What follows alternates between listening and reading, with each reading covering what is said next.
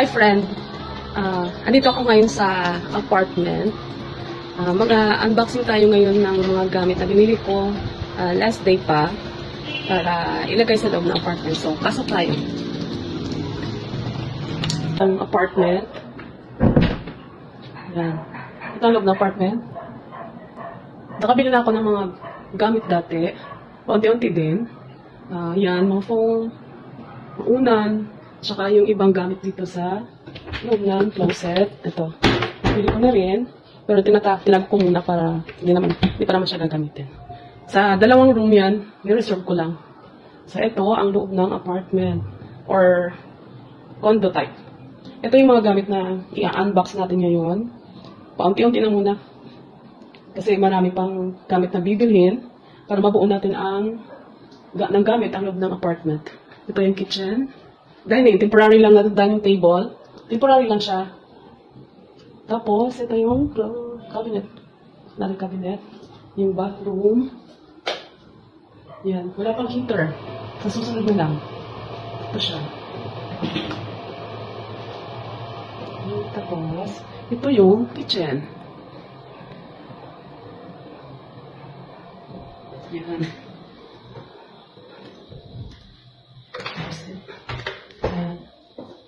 Yan siya.